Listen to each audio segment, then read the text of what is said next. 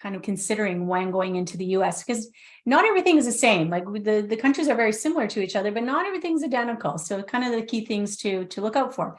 So lending, PMs, and insurance. US lending, Mike and I are mortgage agents, so we understand the Canadian lending side.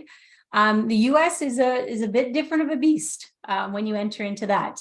So being that we are foreign nationals, and there are things called origination fees. So I'll let you talk Yeah, so there's a multitude. I can't keep track of how many lenders there are in the US.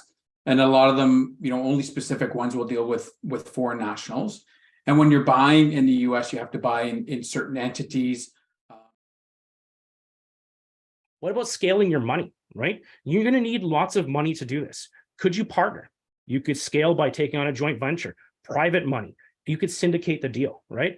What about getting creative and using strategies that require no money, right? There is so many more strategies that are creative in the United States than there are in Canada, subject to. So a seller, they go to sell the property, you could ask them to keep the mortgage in place.